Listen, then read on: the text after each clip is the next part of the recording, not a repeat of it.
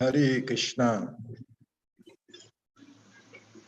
So, you're welcome to lesson 6. Prabhupada, Dandapranam.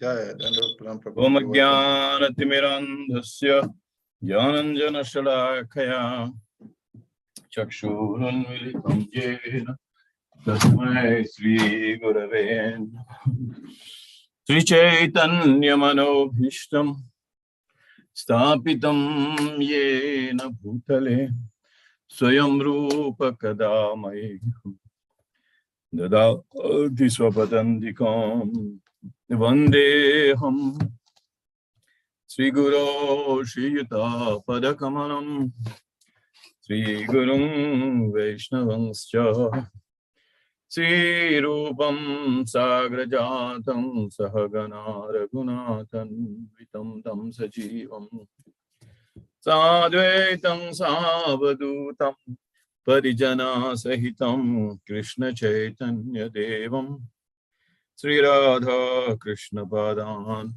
Sahagana Lalita Sri Vishakhan Vitangscha Namam Vishnu Padaya Krishna Prasthaya Bhutale Srimate Bhakti Vedanta Swami Niti Namine Namaste Saraswati Deve Gauravani Pracharine Nirvishesha Shanyavadi Paschatadeshatarine Jaya Sri Krishna Chaitanya Prabhu Nityananda Shri Advaita Gadadhara Sivasadi Shri Gaura Bhakta Vrinda Hare Krishna Krishna Krishna Hare Hare Hare Ram Ram Ram Hare Hare Grantaraja Srimad Bhagavatam Ki Jai. Hare Krishna, everyone. So we are today continuing study of chapter 14, the last part, and pregnancy of Diti in the evening. And we stopped at text 39. So we will carry on and then we will start the new chapter. Should we wait for the other devotees to come or what's happening?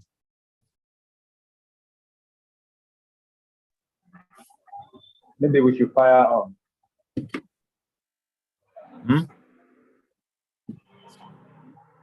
I said maybe we should fire on. We should continue. Will they join us?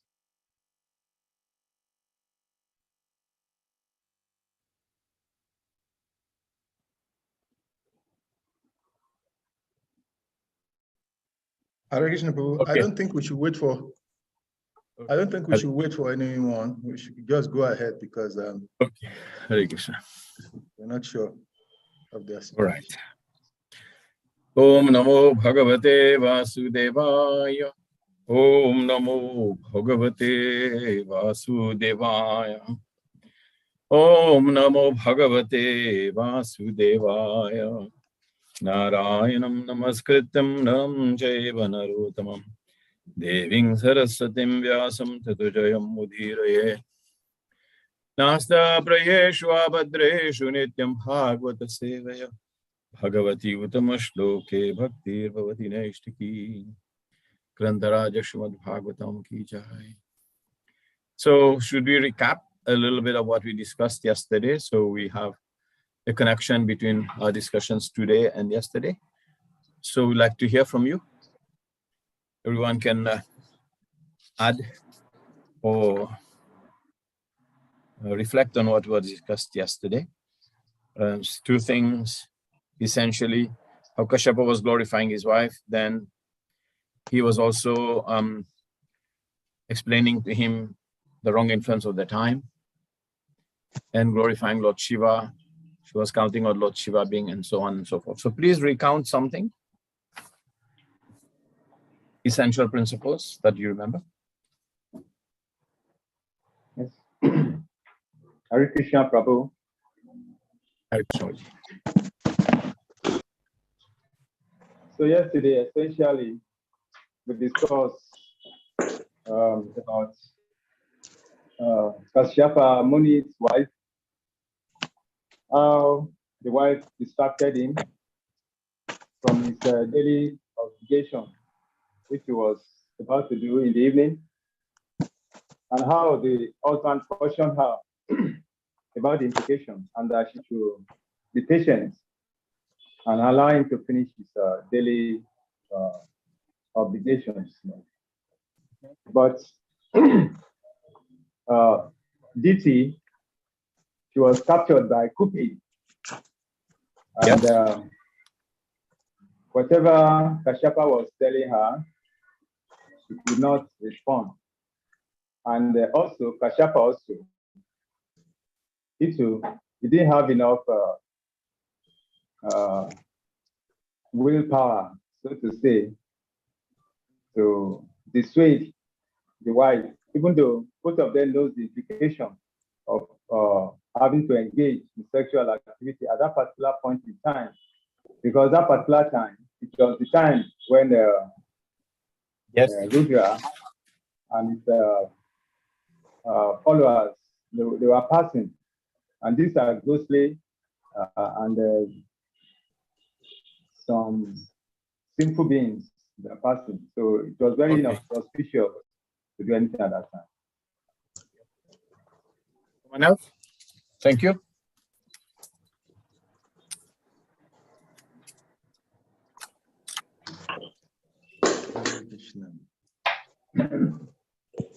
Yes, Rastavan, probably you want to say something?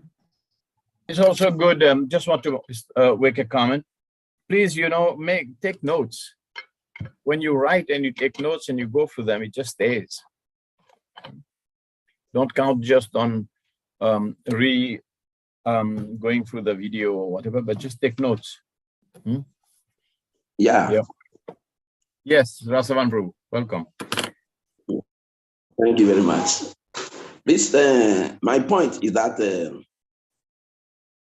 DT might have made mistake, all right, by luring the husband into a sexual act at the wrong time. But from what we read, DT also was under the influence of Cupid. But in all this scenario, I don't see any blame posted on Cupid, and DT is sharing all this thing there, the blame. In that wise, even to the extent that Prabhupada used the hard word of a prostitute on such an exalted lady like DT. And many times in our contemporary life, many things happen like that. But the influence from far behind, which pushes the person into the error, need not to be also cautioned. Yeah, it should be considered. Yeah. Yeah. Anything else, Tamal? Tamal Prabhu? Yes, in this way, I think it's a lesson for us. It's a lesson for us to learn something out of it.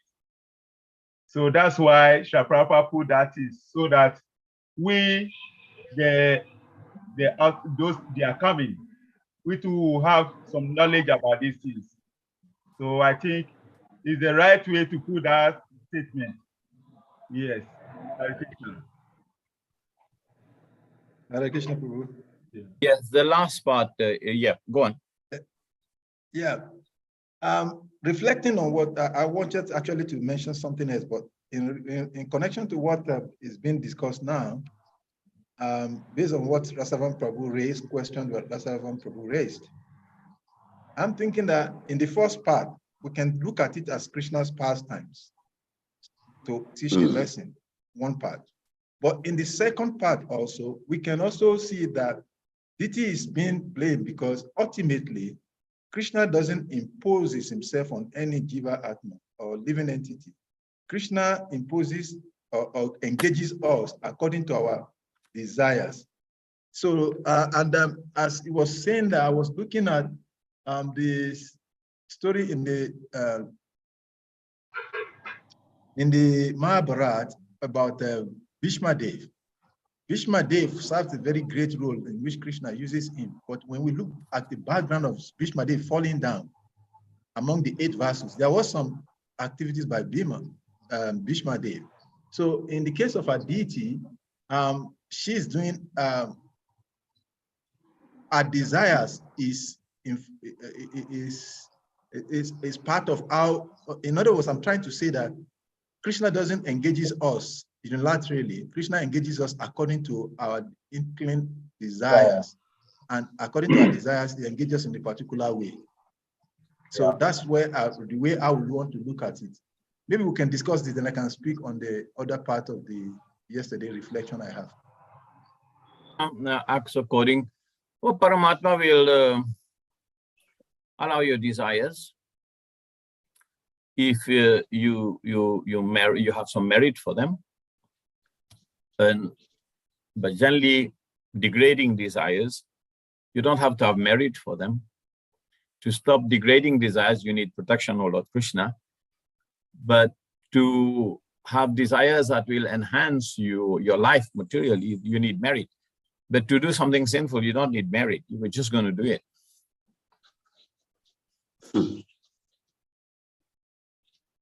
Okay, one consideration too by the scriptures. Women are said generally to be already falling. But in the act, Kasyapa was exonerated, though he was lured by the wife into the act. And the woman is he was not exonerated. He also has responsibility for it. In effect, I think Kashyapa has more responsibility because he's senior. He's a leader. So this also will stop us at putting the blame. I will stop the men putting the blame on the women. Hare Krishna, Prabhu. And will Cupid go scot-free like that? Because it's not the first time Cupid is acting like that. Cupid acts like that because that's his dharma. That's his service to act like that. Okay. The snake bite you. You're going to grab the snake and put it in prison? That's the nature of snake. In one sense, Cupid is not to be blamed. Cupid is doing what he's meant to do. Just like snake will bite you if you come in contact with it. So Cupid is a will of providence. It's acting according to its dharma. Okay. Hare Krishna, Prabhu. Yes. Hare Krishna. I think the lesson we have to learn from this is that the man must be strong enough to control the wife. No, the man has to be strong enough. It shouldn't be directed by all the desires of women. It happens in terms of Adam and Eve also. So Adam also fell. So I think that should be a good lesson for all of us as a man. Yeah, also, I think a regulation. You have to be somewhat wise to follow rules. To follow rules. Rules are for our protection. You have to be wise to follow rules. Rules for our protection. Just like, if you're following the rules of traffic, then you won't get into an accident. Yeah. Like that. So, anyway, it's good we discussed this. So now in 39. Yeah, Prabhu, before we go further, the last part, we ended the class yesterday. I was reflecting on that, which has to do with our practice vis-a-vis our experience. So my question now is that presently we are under the influence of the modes of material due to our previous engagements. And for the purpose of relieving ourselves, we are practicing these things. But even when we want to practice them, these 5 potent things, forces of previous karmas impede us. And yet we say that devotional service are high to kia pratyata. So I'm looking at these 2 scenarios. Devotional is uninterrupted. But we see that practically, for an example, practical lives, some of us, we are in the temple. I'm still fortunate to be living in the temple, but then there's so many are not in the temple because they don't, not because they don't want to be, they want to be outside of the temple, but because natural situation like maybe married life or changes of situation forces them out of their life. Sometimes not even necessarily maybe marriage. Sometimes someone is growing and in a kind of an environment that we are, where there is no much of devotee care, and the devotee feels the need that definitely he has to care for, he has to take care of his health because maybe the health need is there, feeding need, whatever need is there. So he decided to take some job or some engagement. I know the story of a devotee in the US who was discussing this sometimes. He wasn't intending to change from brahmachari. In fact, he's still outside of the temple as a brahmachari and he's working. And the whole reason why he did that was because he was feeling that, okay, the temple wasn't caring for him enough. He couldn't get his basic needs. And then he didn't want to blame anybody. So he decided to go and work and then still practice devotional life. So my point here is that sometimes circumstances beyond our control forces us to be to not able to practice these 5 potent aspects of bhakti very well. So in that situation, what to do?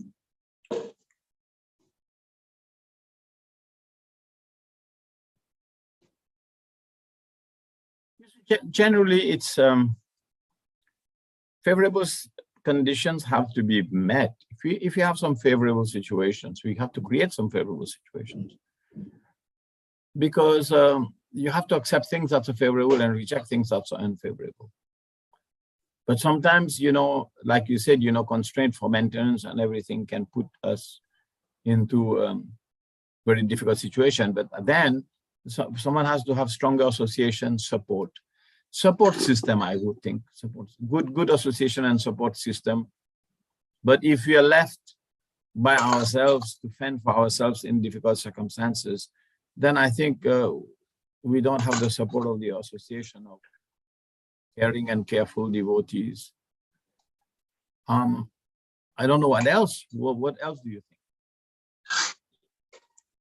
Yeah.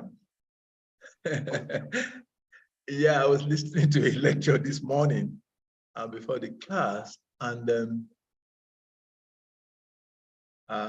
we're looking at our identity, primary identity, because the whole of the approach of Krishna's teaching, right from the Bhagavad Gita, is that when Krishna was going to speak to Arjuna, Krishna didn't address this particular problem. He was addressing his consciousness by bringing him to real identity, telling him, you're not this body. And that is where he started.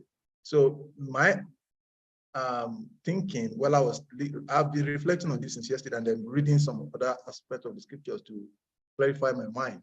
So, but what I found out is that sometimes also certain situation puts us in a situation, but what we can do at that moment, in my own reason, I don't know whether I'm right, is that we look at our consciousness and try to accept what is acceptable, reject what is rejectable, and then surrender to the will of the Lord. Because there are certain things that are outside of our human control. Like some of these circumstances, we find ourselves there, we didn't want to be there. So we just surrender to Krishna what we cannot control and do whatever we can control. Yeah.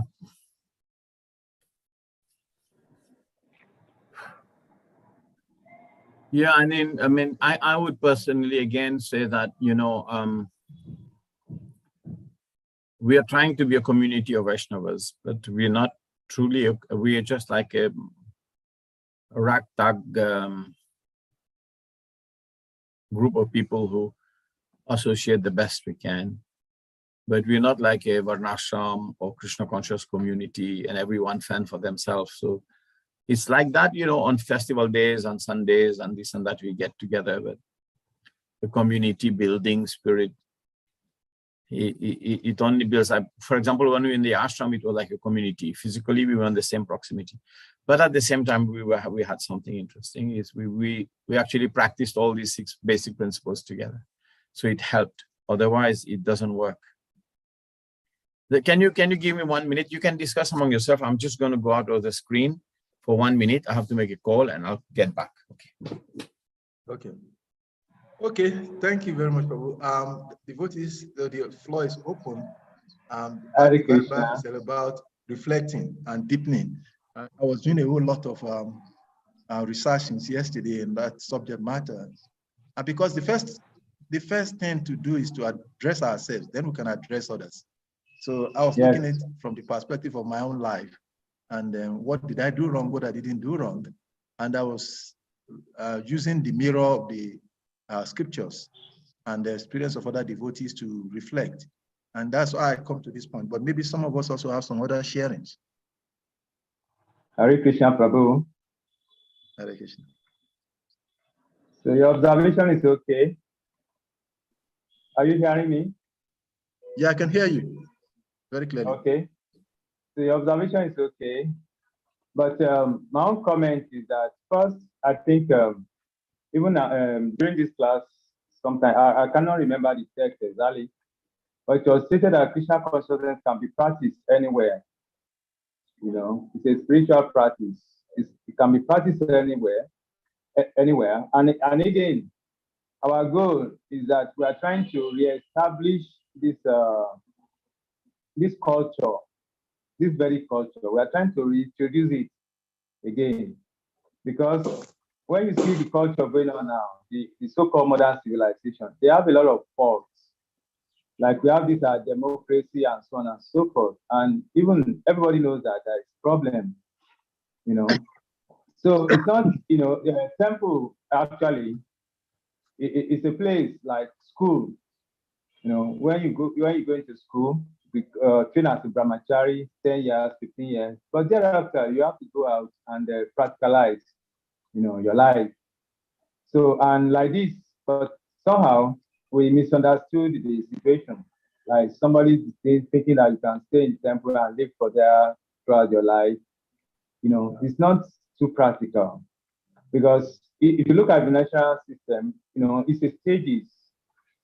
You from brahmachari, grihastha, then grihastha, vanaprastha, then science. So people who pass through these stages, they will be more balanced than someone who just remains continuously like that. That's why we used to have these financial problems. You know. There's there's no definite, there's no hard and fast rule. It depends on individuals. But anyway, we will carry on, because I've got only up to 12:30 today, 11. You know, like before 2. 1 hour 30 so let's minutes just for today. Yeah, okay. So let's go to text 39. Then Kashyapa is saying, "O haughty one, you will have 2 contemptuous sons, bonds of your condemned womb." So already the fruit is already decided here. You have 2 contemptuous sons, right?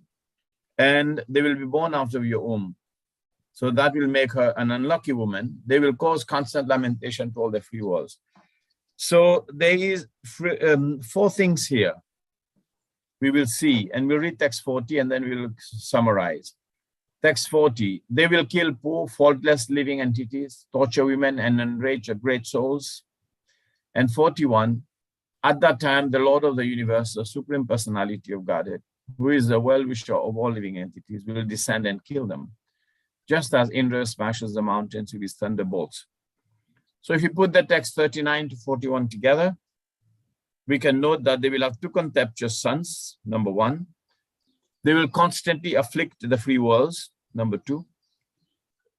They will be killing innocent living entities. They will be torturing women. And they will be inimical to great souls.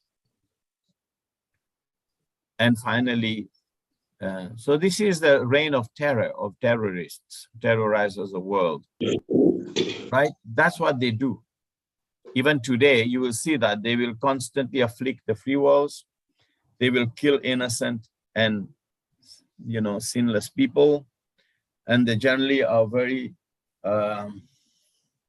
abusive and torturous towards women.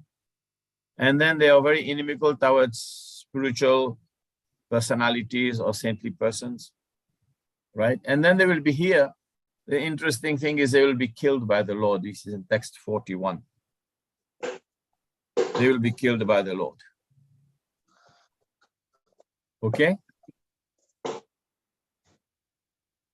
So it's a summary of these 39, 40, and 41.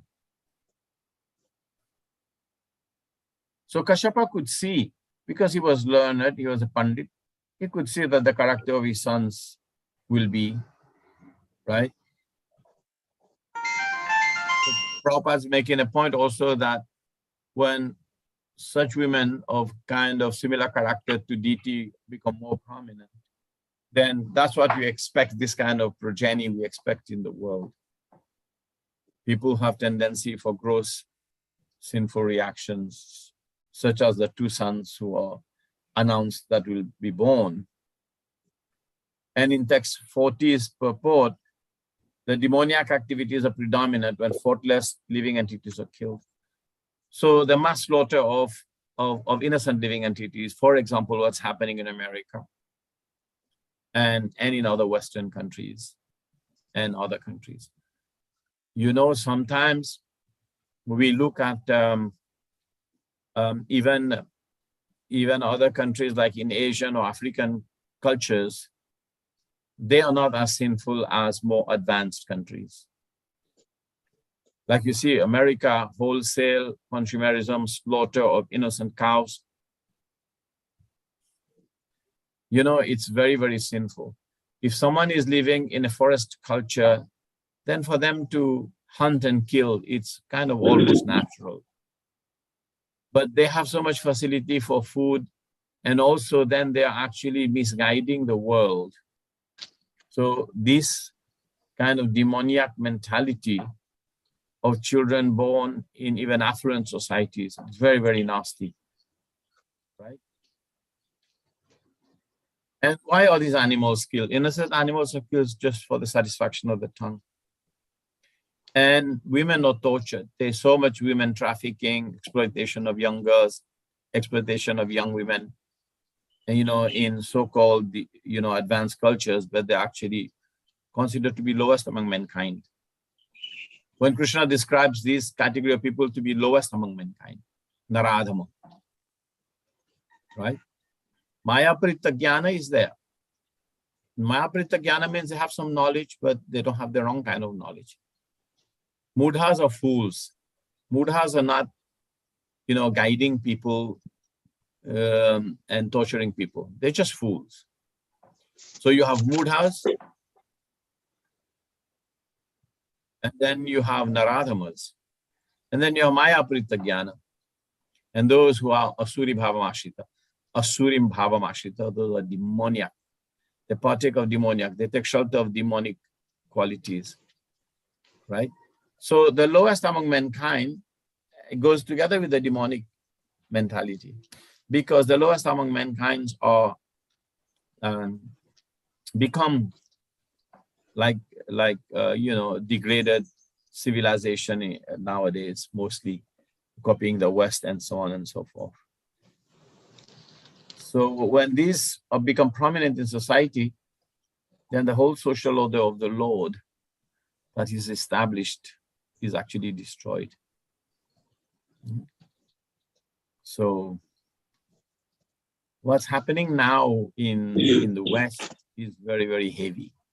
This identity politics, it's gone way beyond imagination. Even in India, the Chief Justice has spoken in this regard, that there's no absolute man or woman concept, and he's pushing this Harvard-educated Chief Justice nonsense, and there's going to be some big backlash.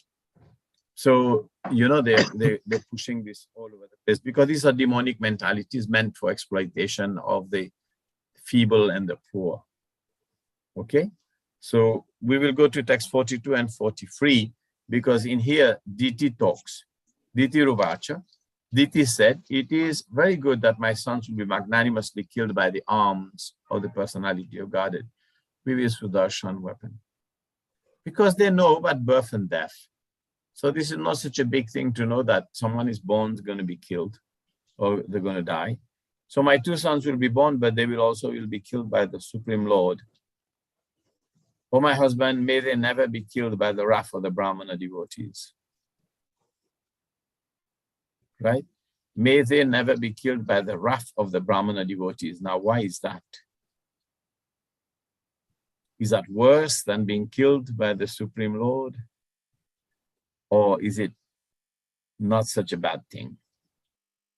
Right? That's text 42. And I'll read 42 and then 43, and then I will go back to the purport and read together. A person who is condemned by a Brahmana or is always fearful to other living entities is not favored either by those who are already in hell or by those in the species by which he is born. So the curse of a Brahmana is much worse. Right? So let us read the purport in 42. When Diti heard that from her husband that the great souls would be angered by the activities of her son, she was very anxious. She thought that her husband might be killed by the wrath of the Brahmanas. The Lord does not appear when the Brahmanas become angry at once, because the wrath of a Brahmana is sufficient in itself. And we will read in the 4th canto, the Brahmanas killed King Vena. Right? So he certainly appears, however, when his devotees simply become sorry. So when the Brahmanas become angry, the Lord will not come.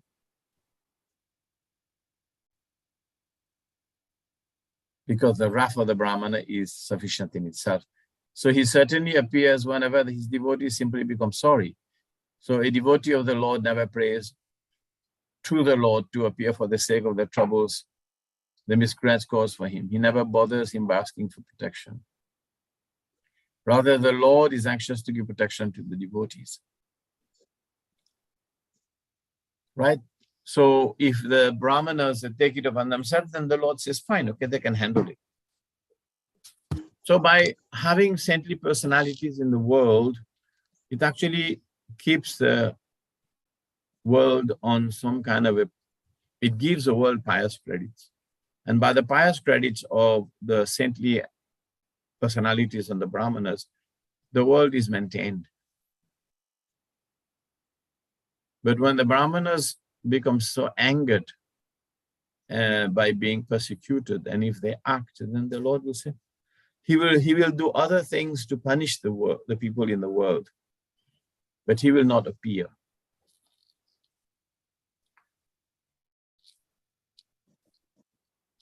As the Lord, he appears to give protection to his devotees. Diti knew that the killing of her sons by the Lord would be his mercy, and therefore she says that the wheel and arms of the Lord are magnanimous.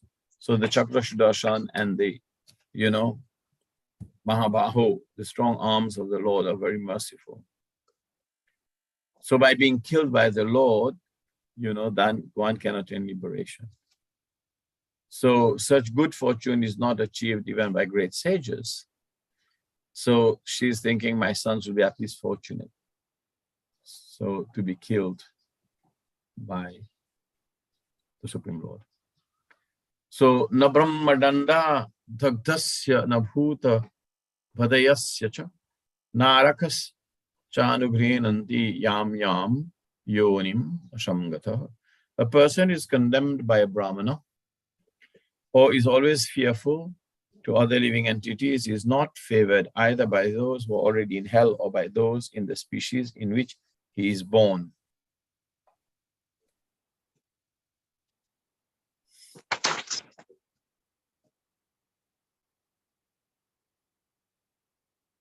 You understand that? So here Prabhupada is saying a practical example of a condemned species of life is a dog. Dogs are so condemned that they never show any sympathy to their contemporaries. Right? So if someone is very condemned, it means that they have the curse of the Brahmanas, right? They actually live in fear. Okay? And they are not favored either by those who are already in hell or by those in the species in which is born. So Prabhupada gives an example of a dog. So if you have the curse of a Brahmana, then even hellish conditions, you will not get the mercy. So that is very intense. And Prabhupada is giving the example of dogs. You know, the dogs are always fearful of each other.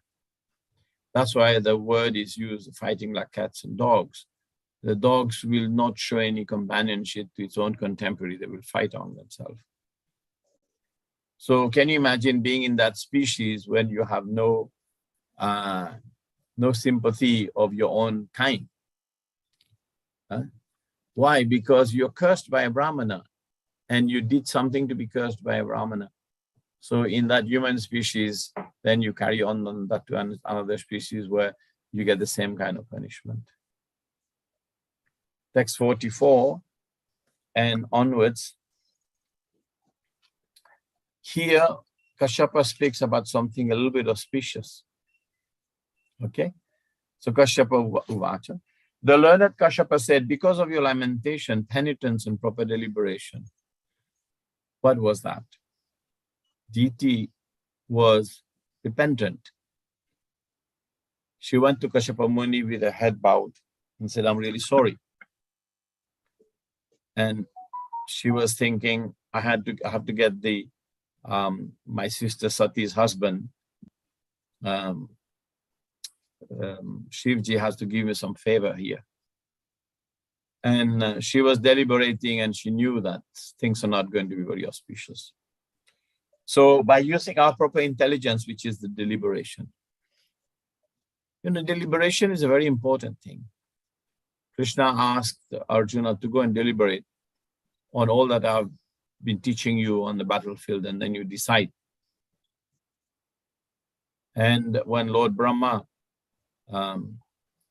was deliberating nicely, Swayambhuva Manu came from his mind. He was like from his deliberation. So the best part of a person is good deliberation.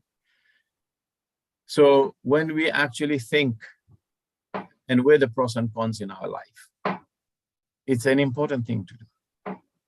And sometimes we may be taught to just follow orders.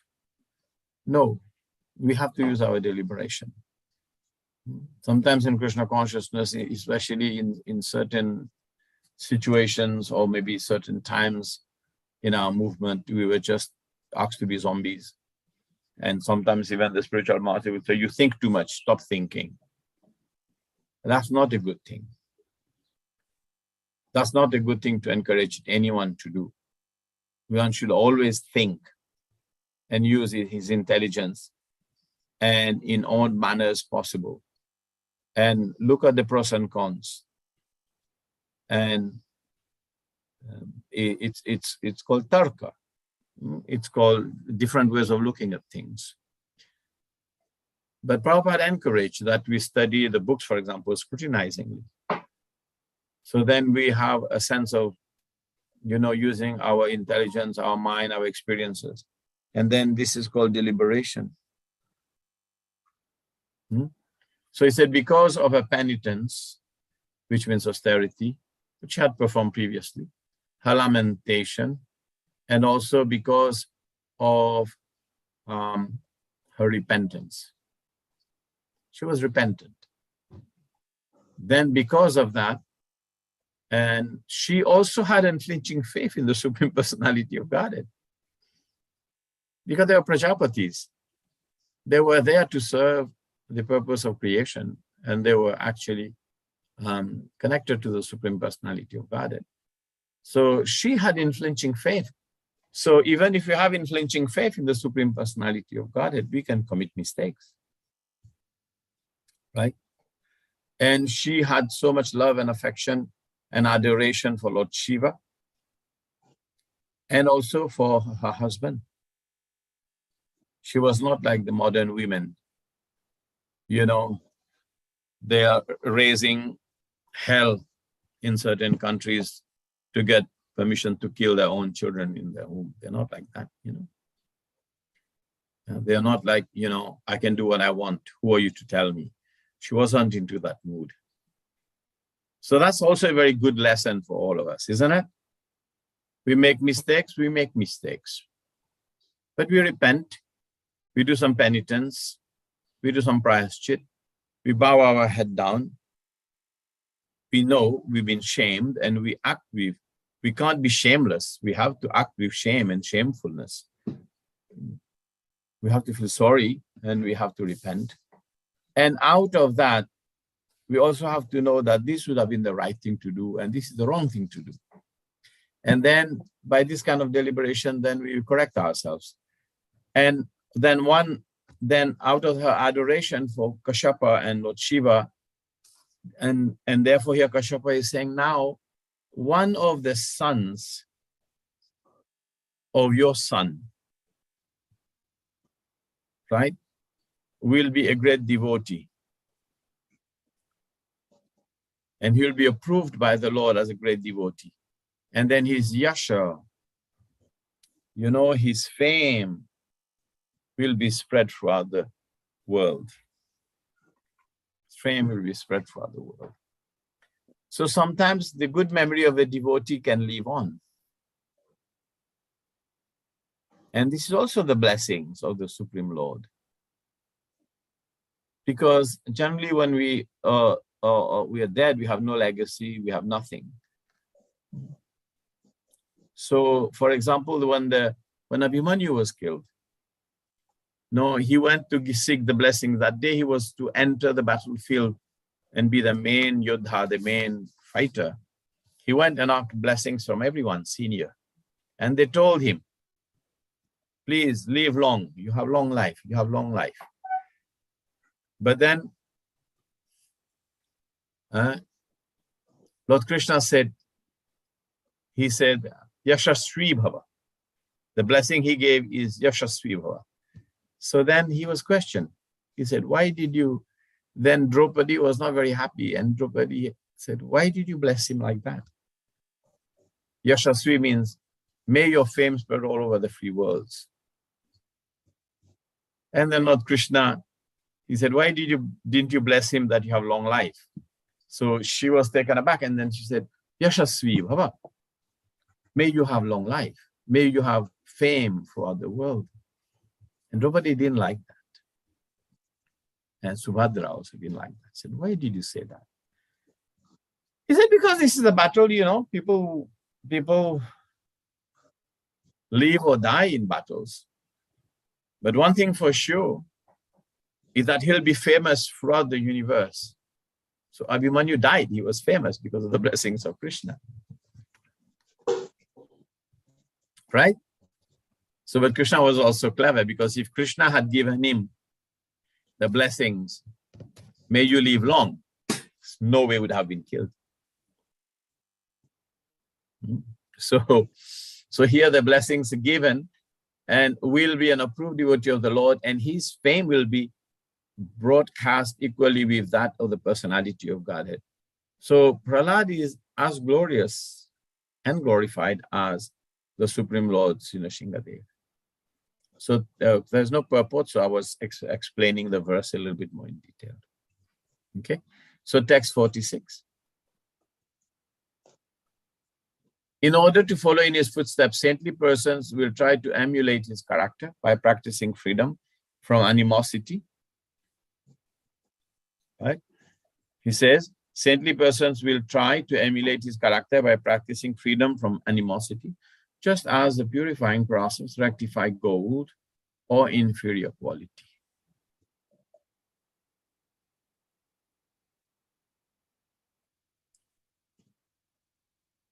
So Prahlad did not have animosity. The would-be born grandson of Diti had no animosity, and he's well known for that. And therefore, he is a saintly person who had that character, and we also can aspire by reading Prahlad's Charitra. So one thing I've learned, and maybe I'll share this with you, is if you're feeling some kind of animosity towards a devotee, or are you listening? Yeah. If you're feeling some kind of an animosity, okay, there's two persons not listening, Rasavan not listening, and Shalika maybe, I don't know. So I'm meditating on something you're saying, Prabhu. I was just reflecting on the last purport you gave. And Yeah. I'm trying to imagine the blessings of Krishna to Abhimanyu. Abhimanyu. And Yeah. Abhimanyu. I was just trying to figure out in my head that sometimes we pray for certain things, and Krishna, being the all-knowing, doesn't accept, or he doesn't reward that prayers. And then as devotees, sometimes we feel that why is it that we are praying for something which seemingly is righteous to us? It is something that is right. Like, for an example, we're doing a project with asking Krishna, let this project be a success. But we make so much of effort, and that project didn't come to life. So I was just reflecting in that, and then looking at personal life experience, and that was what I was like going into it. Okay. So the thing is, if you're feeling some animosity towards a devotee, then it's good to remember Prahlad Maharaj's pastime. By remembering, if you're afflicted by a particular kind of feeling, which is not very nice, then you remember mercifully the pastimes of Prahlad Maharaj and how he was forgiving to his father, how he was very nice, how he was, never had 1 inch of animosity. Then if you remember that pastimes, immediately you will be relieved of this sense of animosity. And if you feel like some kind of a pain or conditions, material conditions we are suffering from, then if you think of similar persons in the pastimes, devotees, not demons, devotees, with similar kind of feelings and who overcome this kind of feelings, right? Like if you're feeling desperate, you are in a helpless situations and you're being abused, or then you might think of Draupadi. Draupadi was in a helpless situation, and you think, okay, oh, Draupadi, Krishna, you actually liberated Draupadi from from this desperate condition. And he was in an utter desperate mood, she was. So if I have a sense of desperation, then you think of these pastimes and Krishna, then actually you get relieved. You get relieved and you get purified. So he was well known, and we sometimes emulate. So because saintly persons will try to emulate his character. So that's why I was bringing this point, that we can apply this emulation by just remembering the pastimes, and we will be free of animosity. Just as a purifying process rectifies gold of inferior quality. So just as purifying process, so if you have some impurity in gold, the impurity can be purified by the process of boiling the gold and decantation. So similarly, if you have some impurity, some animosity in the heart, and you're thinking about the pastimes of Krishna, then we will be free. This is the meaning of that verse. Okay? So purport, yoga practice. Yes? Hare Krishna, Prabhu. Sorry to interrupt you. I think it's very good, the story of Prahlad. Yeah. His brother. So that's first. Can you repeat what you said? Secondly, your line went off for a moment. Okay, sorry. What I said is that the story of Prahlad Maharaj is interesting in that his father has animosity for Lord Vishnu because he killed his brother, Yaksha. So he nurtured that animosity. That's point one. Then secondly, Prahlad did not nurture any form of animosity against his father when he was being persecuted. And even the time he was killed by Lord Vishnu, he was still praying for the liberation of his father. So it's a very typical example. You can teach us how to. Yep. So we'll carry on read. Thank you. So I said, without yoga practice, the process of purifying one's existential identity is based mainly on self-control. Without self-control, one cannot practice freedom from animosity. In the conditional state, every living being is envious of another living being, but in a liberated state, there's an absence of animosity. Prahlad Maharaj was tortured by his father in so many ways, yet after the death of his father, he prayed for the father's liberations. He did not ask any benediction that might have asked, but he prayed that his atheistic father might be liberated. He never cursed any of the persons who engaged in torturing him at the instigation of his father. It's very nice. So text 47, everyone will be pleased with him because the personality of Godhead, the supreme controller of the universe, is always satisfied with the devotee who does not wish for anything beyond him. So we only want the Supreme Lord, and we want the Supreme Lord to give us his mercy. We want nothing else. We want only to please him. This is a very satisfactory mood to be in as a devotee. The Supreme Personality of God is situated everywhere as a super soul, and he can dictate to anyone and everyone as he likes. So it's interesting that the Lord can dictate to you or to me or to anyone as he likes. It's not that he cannot dictate, he can dictate.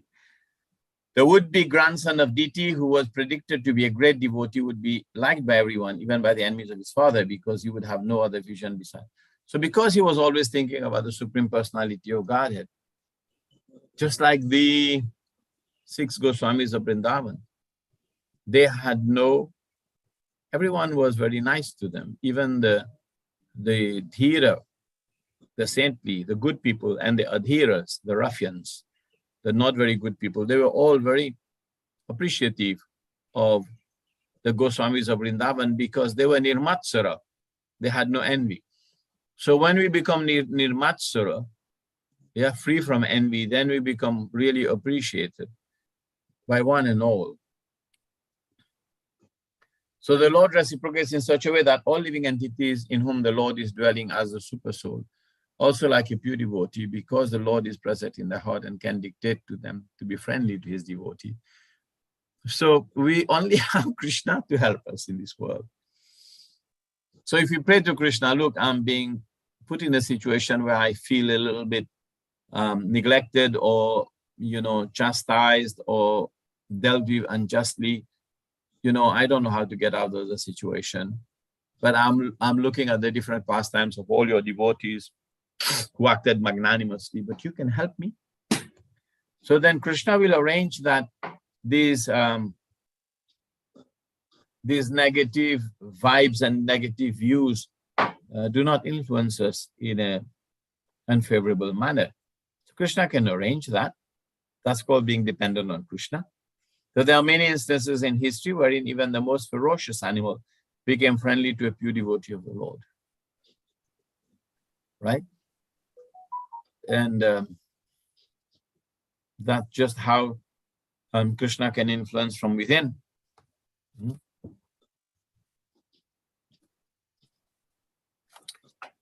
So let's text 48. The topmost devotee of the Lord will have expanded intelligence and expanded influence and will be the greatest of the great souls. Due to mature devotional service, he will certainly be situated in the transcendental ecstasy and will enter the spiritual sky after quitting this material world. So those are great just because of Diti's deliberation, his penitence, but because also she was a good devotee of the Lord. So Krishna is actually writing the scenario for the appearance of the 2 demons. That was his arrangement. So the 3 stages of transcendental development in devotional service, which are technically called Sthai Bhav, Anubhav, and Mahabhav. In the Sthai Bhav, Anubhav, and Mahabhav. So Sthai Bhav means we have a set relationship with the Lord. But and from there, different types of bhavas, emotions related to our relationship with him will come. And Mahabhav is the highest form of devotional ecstasy that we can find. But Mahabhav is not experienced easily by jivas. But Anubhav means, in Anubhav, in Act of Devotion, it is explained, different kinds of Anubhav can come. They can come via Vichari Bhav. So by looking at different things related to Krishna, we can get emotions. But when this Sthai Bhav or Sthai Rasa is established, the Sthai Bhav is actually the 5 types of relationship. Right? So let's read this. Continual perfect love of Godhead is called Sthai Bhav. And when it is performed in a particular type of transcendental relationship, it is called Anubhav. But the stage of Mahabhav is visible amongst the personal pleasure potencies of the Lord. So this continual perfect love of Godhead is called Sthai Bhav, right? And when it becomes Anubhav, means that our experience in it, very specific experience of it, is in a particular way. It's either Shanta, Dasya, Vatsalya, and Madhurya, then it is very specific. But the stage of Mahabhav is visible among the personal pleasure potencies of the Lord. It is understood that the grandson of deity, namely Prahlad Maharaj, would constantly meditate on the Lord and reiterate his activities. Because he would constantly remain in meditation, he would easily transfer himself to the spiritual world after quitting this material body.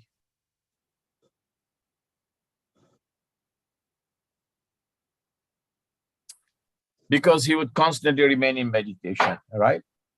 He would go back home, back to Godhead. Such meditation is still more conveniently performed by chanting and hearing of the holy name of the Lord, especially in the age of Kali is recommended.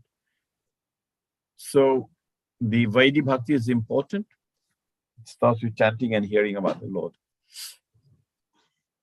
Text 49. Okay, he will be a virtuously qualified reservoir of all good qualities. It's Prahlad Maharaj. He will be jolly, always happy. And he will become happy in others' happiness. He's parasukha sukhi. Distressed in others' distress. When other people are distressed, then he becomes distressed.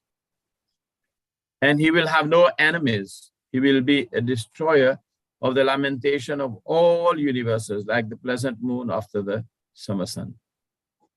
So he will be able to destroy all lamentation. Okay? He will be able to destroy all lamentation of all universes, like the pleasant moon after the summer sun.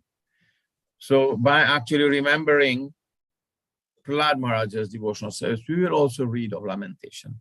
So these are the qualities of the devotee that actually helps us. Okay. 49 purport. Prahlad Maharaj, the exemplary devotee of the Lord, had all the good qualities humanly possible. Although he was the emperor of the world, he was not profligate.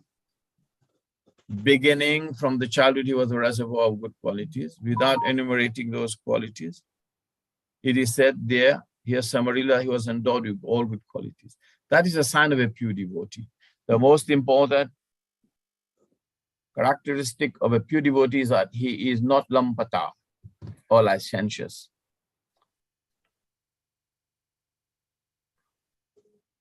Where do you find the word lampata?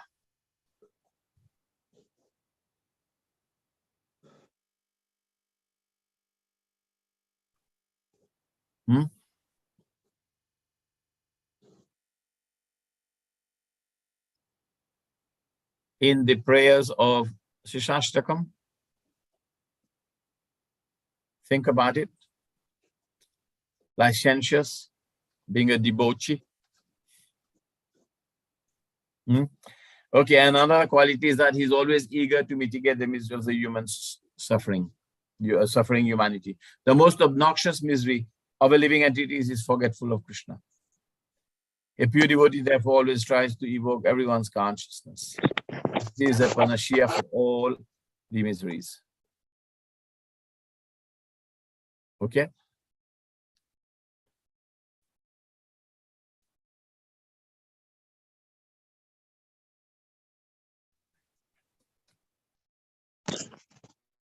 So text 50.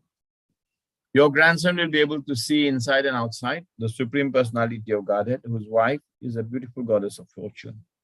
So he will have a vision where he can actually see the Supreme Lord everywhere. And his face is always, your grandson will be able to see inside and outside the Supreme Personality of Godhead, whose wife is a beautiful goddess of fortune. The Lord can assume the form desired by the devotee. And his face is always beautifully decorated with earrings. So why is it saying in this purport here like that? Because if one is able to see the Lord inside and outside, and if the Lord desires to, if the devotee desires to see the Lord in a particular form, that particular form, the Lord will come and show himself. So, for example, if we are in our sadhana, we are attracted to Gauranitai, then ultimately the Lord will come as Gauranitai and he will show himself to us as Gauranitai. He has that ability. So the Lord can assume the form desired by the devotee, and his face is always beautifully decorated with earrings. So it is predicted that the grandson of Diti, Prahlad Maharaj, would not see only the Supreme Personality of Godhead within himself by meditation, but will be able to see him personally with his eyes. The direct vision is possible only for one who is highly elevated in Krishna consciousness. For the Lord, it's not possible to see with material eyes. The Supreme Personality of Godhead has multifarious, eternal forms such as Krishna, Baladev, Sankarsana, Niruddha, Pradyumna, Vasudeva, Narayan, Rama, Nrsimha, Varaha, and Vamana. And the devotee of the Lord knows all those forms. A pure devotee becomes attached to one of the eternal forms of the Lord, and the Lord is pleased to appear before him in this form desired. The devotee does not imagine something whimsical about the form of the Lord, nor does he ever think that the Lord is impersonal and can assume a form desired by the non-devotee. So a non-devotee has no idea of the form of the Lord, and thus he cannot think of any one of those above forms. But whenever a devotee sees the Lord, he sees him in the most beautifully decorated form, accompanied by his constant companion, the goddess of fortune. But generally the spiritual master helps. Like when the Bhaktivedantas had described to Narad Muni, who was a son of a Dasi Putra, who was a son of a Dasi in the ashram of the Bhaktivedantas, he remembered what they had described, so he tried to meditate on the Supreme Lord in that form. And when Narad Muni met with Dhruva, he described to him that please do this process of meditation on the Supreme Lord. And he described the Lord to him. Right? So he described Lord Vishnu to him. And Dhruva Maharaj was meditating on this form of Vishnu who appeared in front of him called Prishnigarbha. So then the same thing is here. A devotee does not imagine something whimsically, nor does he ever think that the Lord is impersonal and can assume a form desired by the non-devotee. But Prahlad was not thinking about the form of Nrsimhadev. He was thinking about Lord Vishnu. But the Lord, in order to keep the vows given by Brahma, the promises given by Lord Brahma to Hiranyakashipu, then he appeared in this form. But because of his love, Prahlad Maharaj could see inside and outside. That means he could see the Lord inside as Vishnu, but when the Lord appeared outside as Nrsimhadev, he could still see him as being the same Lord. That's why this verse is saying, your grandson will be able to see inside and outside. It's not that Prahlad Maharaj was meditating on Nrsimhadev inside. No, he was meditating on Lord Vishnu. So, but whenever a devotee sees the Lord, he sees him in most beautifully. So the description of the Lord is given. And that description is given more so in the 28th and 29th chapter of the 3rd canto, when explanation of devotional service is given by Kapiladev to Devahuti in chapter 29.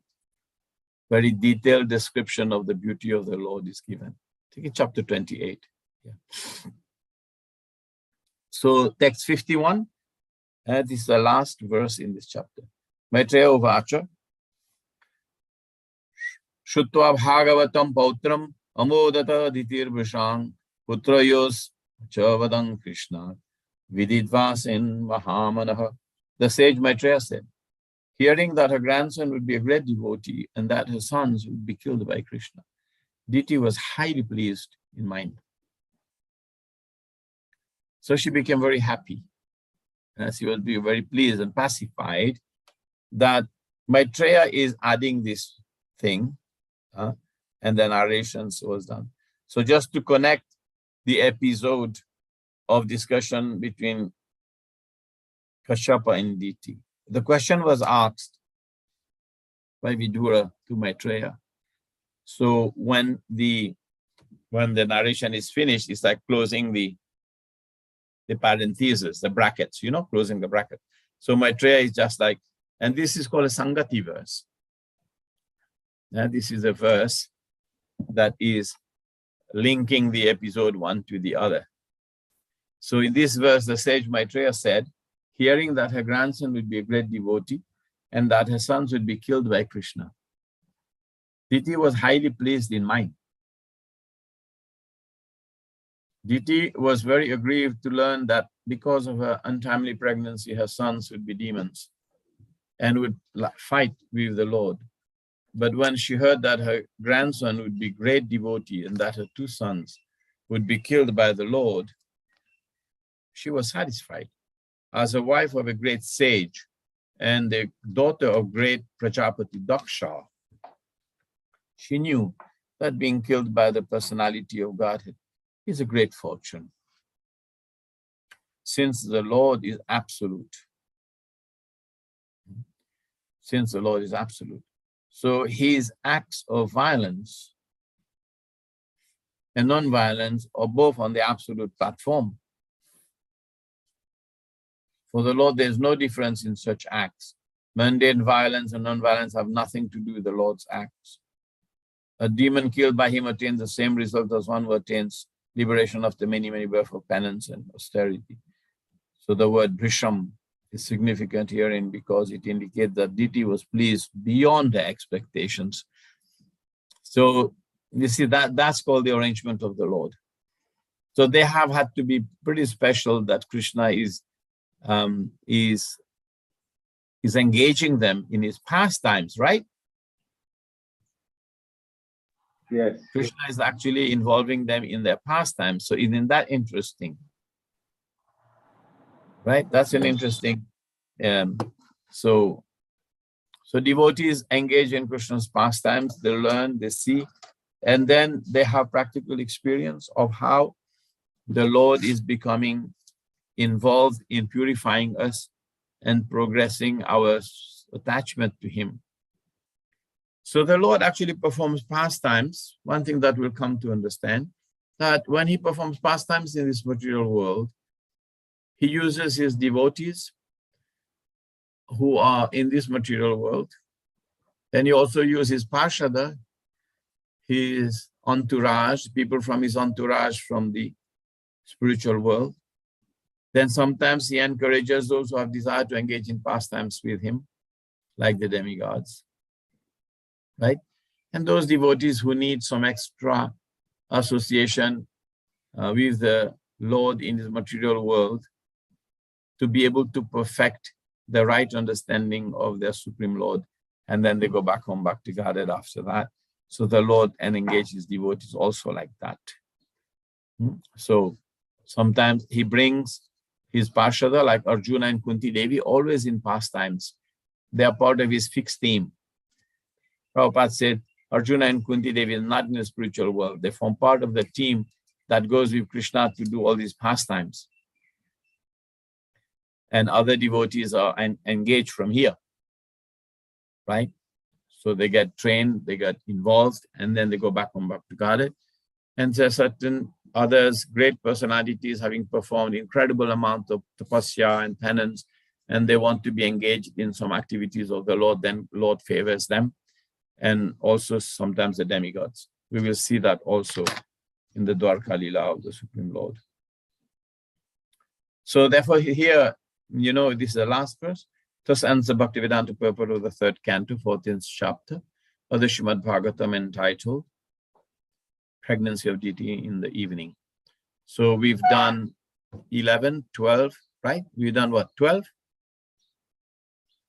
No, we did 11. No. How many chapters we've done now? 2 chapters. 3 chapters. 12? No. 13, 14. 13, 14. 13, 14. 13, 14. Now 15, 16 left to finish this one unit. Yeah. Okay, so we will do another 15 minutes of this chapter 15, description of the kingdom of God. Okay, this is a very interesting. Okay. Yeah. Okay. Prabhu, please. Could you take these questions for me? Go on. I'm looking into these scenarios. You see, Diti was firstly blamed for engaging in these sexual acts at the wrong time. But the whole thing ended in a very great blessing of Prahlad Maharaj coming out to bring joy and happiness to Diti. Yes. So if Diti had not done this, will there be Prahlad Maharaj? And linking it, the case of Parasaramuni with Satyavati. You know, Parasaramuni engaged Satyavati, and they had Vyasadeva, but he didn't marry Satyavati. Was that right? Is it not part of illicit sex?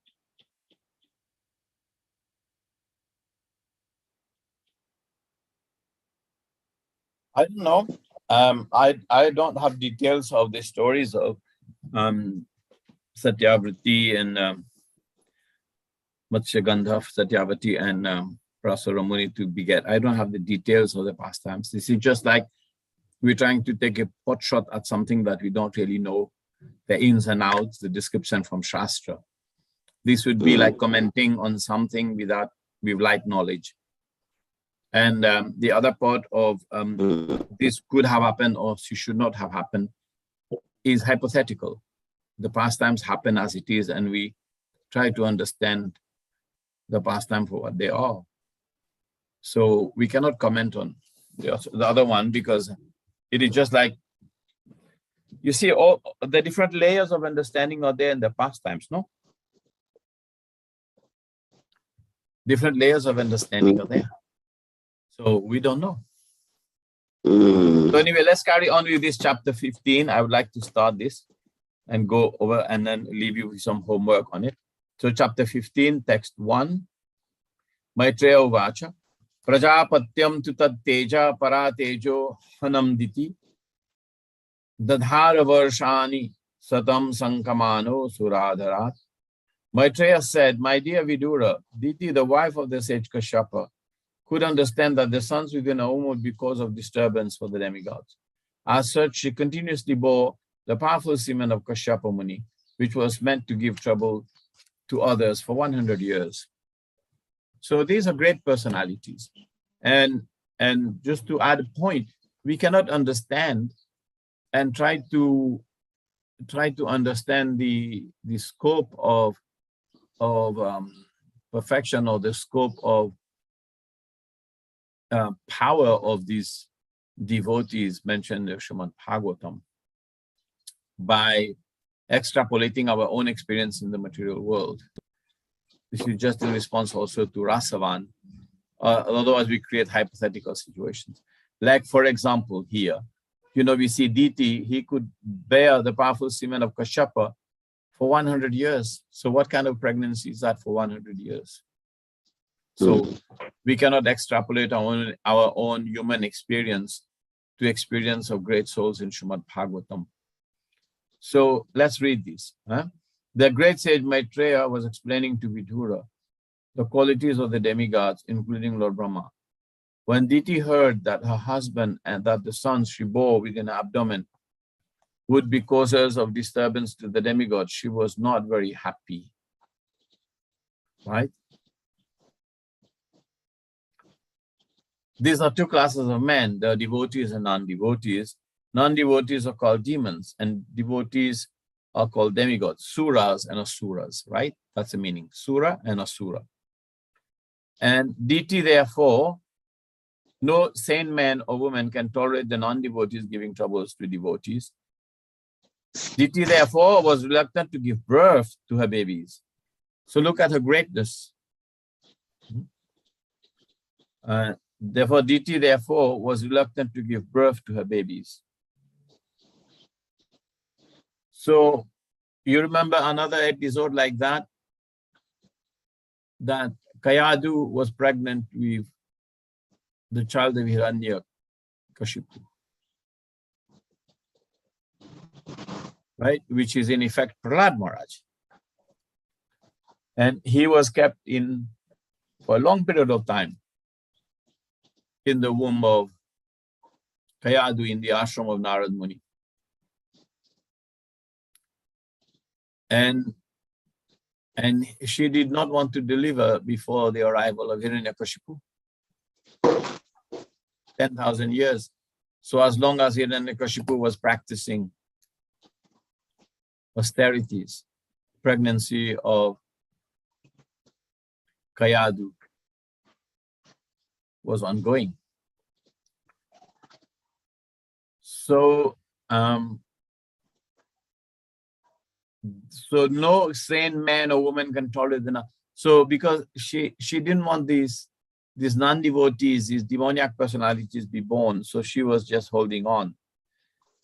So she was reluctant to give birth to her babies. She waited for 100 years so that at least she could save the demigods from the disturbance for that period. The power of a mother. So text 2. But Prabhuji, Yes. is this practicable? Is it practicable? Here we see that Diti at will was able to keep the pregnancy. Yes, because they are great personalities. Okay. They have the ability, they have yogic siddhis. We can also see that the pregnancy of Bhatika, Vyasadev's wife, was for a long period of time. Shukadev Goswami. You know, in elevated circles, births are different kind of births. There's not so many births, and the births are always controlled. Okay?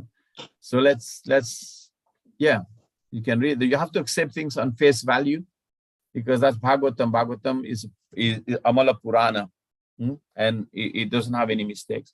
So, by the force of the pregnancy of Diti, the light of the sun and the moon was impaired in all the planets, and the demigods of various planets being disturbed by that force asked the creator of the universe, Brahma, what is this explanation of darkness in all directions?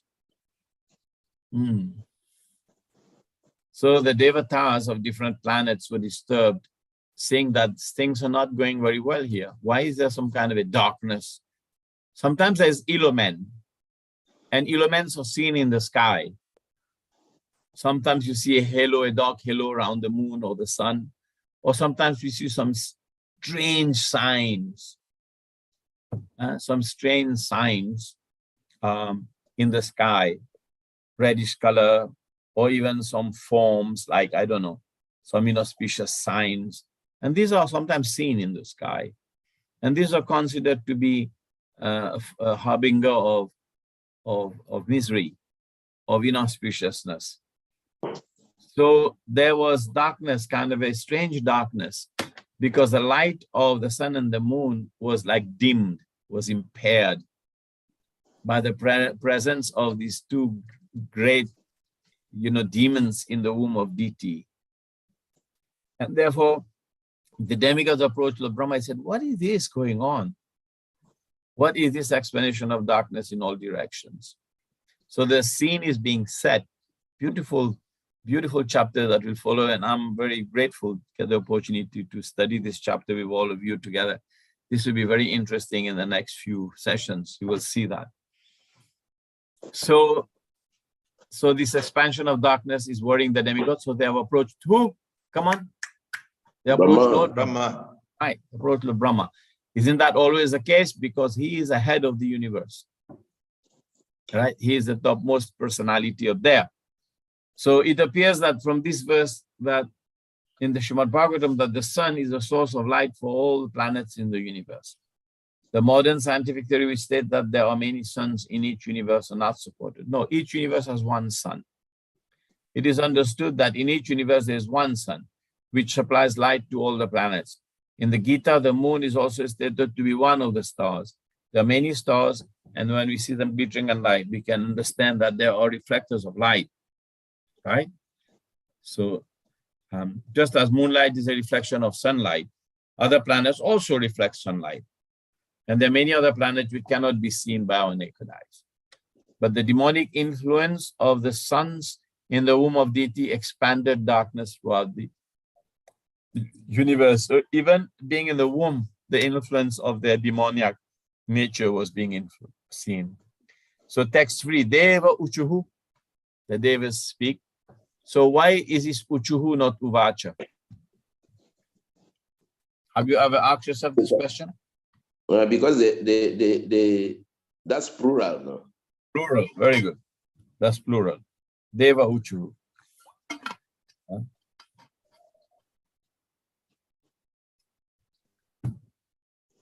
Tasmaditad vibho vetha samvignaya dvayam vrisham nahi avyaktam bhagavata karinas prishtakvartmana. The fortunate demigod said, O great one, just see this darkness, which you know very well and which is causing us anxieties, because the influence of time cannot touch you. There's nothing manifest and manifest before you. Well, of course, the influence of time can touch Brahma, but not in the same way, in the relative way that it touches the inhabitants of the lower planetary systems. Time starts by the birth of Lord Brahma and ends in the material universe, and when the life of Brahma is born. So therefore, in that sense, the whole creation is subsisting the lifespan of Brahma. So therefore, it is said that nothing is there that is changed within your lifespan. You can see everything. But of course, Lord Brahma is also touched by, but from the point of view of the demigods, he's always there. Manvantaras change, demigods change, 14 times in a day of Brahma. And each time the Manvantara change, the demigods change. And then the next Manvantara come, Brahma is still there. And then the next day of Brahma, another 14 Manvantaras, Brahma is still there. And then it goes on and on and on for 100 years, right?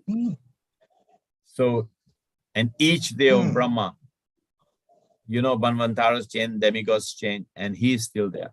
So it looks like he lives almost up to eternity, but he lives up to the length of the universe. So Brahma is addressed herein as Vibhu, as a personality of Godhead. He is a supreme personality of Godhead's incarnation in the mode of passion in the material world. So yes, he's an expansion of the Lord. And he is non-different in the representative sense from the supreme personality of Godhead, and therefore the influence of time cannot affect him. But the influence of time, which manifests as past, present, and future, cannot touch higher personalities. So they can see beyond past, present, and future. They can see back, right, to the past, and they can see forward to the future. So because for them, it's a linear thing. They can see it.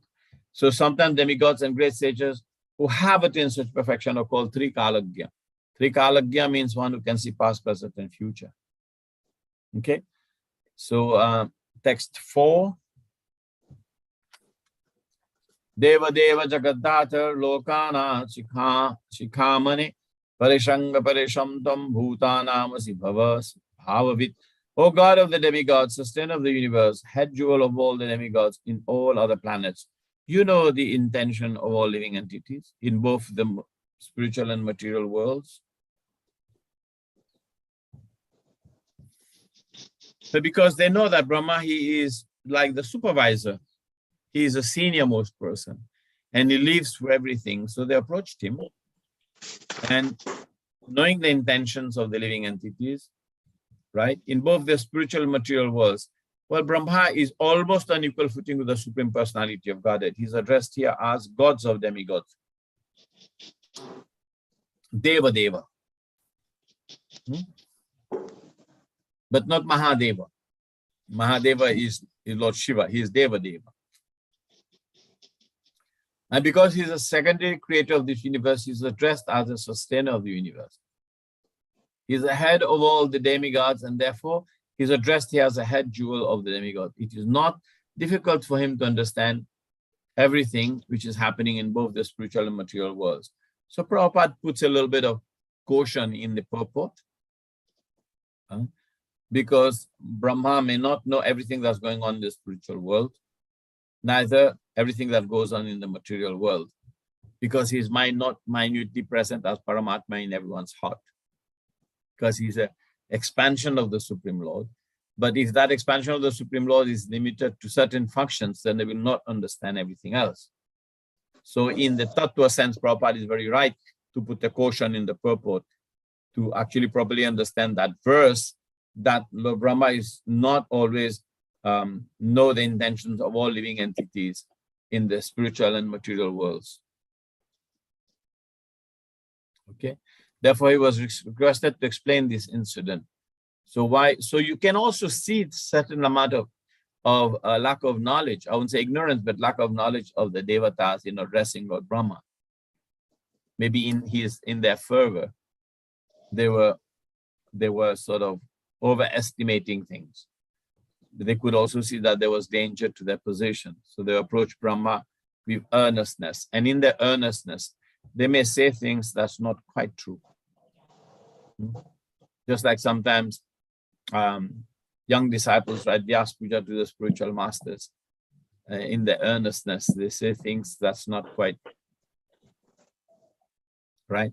So, okay. So why was the pregnancy of Diti causing such anxieties all over the universe? Okay. So I'll do the text 5 and I will stop. Namo Vijnana Viryaya Maya Dedang Apeyuse Grihita Gunna Bhedhaya Namaste Vyaktayonaye. O original source of strength and scientific knowledge, all obeisances unto you. You have accepted the differentiated mode of passion from the Supreme Personality of Godhead. With the help of external energy, you are born of the unmanifested source. All obeisances to you. So we will take back this verse again. I would humbly request the devotees present here to read up to text 25.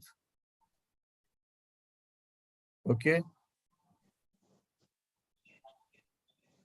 We will finish text up to text 25 on Wednesday, and it will help me to summarize better, to add new points and not repeat many of the meanings that are very clear in the purport and verse. If you have read it, then I can add new things or give more integrated understanding of the section here. So what you will see is the 4 Kumaras going to the planet, to Vaikuntha. And then the description of Vaikuntha men, Vaikuntha Lord, Vaikuntha forest, and couples and birds. Very interesting. But please, if you read, there's a lot of very important informations that we can discuss. So I would humbly suggest that all of you read and make notes. You have Monday, Tuesday, and, to read these 25 verses. So, and then the discussions are very intense. This is some of the most important part of the third canto, is the arrival of the Jnana Bhaktas, the Char Kumaras, at the door of Vaikuntha. The incident occurs of the Jai and Vijay, and the pastimes of Lord's appearance in front of them, and so on, and how they were stopped. Right? So this will be our discussion for Wednesday up to text 25. And then hopefully over the next weekend, I think it will take us, because we have, from now on, we have 45 verses. So I think it will take us these 3 sessions, Wednesday, Saturday, and Sunday next. And if you all, take my humble plea and read, we will all benefit immensely.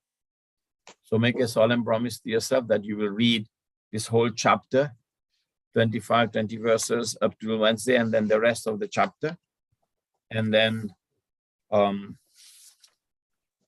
we can finish it by the next weekend in these 3 sessions. There's a lot of information in it, right? So we will do 6 hours, and we will do these as from Wednesday. So Hare Krishna, thank you so much. I have to leave. Hare Krishna, thank you so much for His grace, Advaita Krishna Prabhu, for time. Vancha kalpa tarubhyascha kripa sindhuvya vacha patitanang pavanebhyo vaishnavebhyo namo. Hare Krishna, Hare Krishna, Krishna Krishna, Hare Hare, Ram Ram, Hare. Bhagavatam ki jai.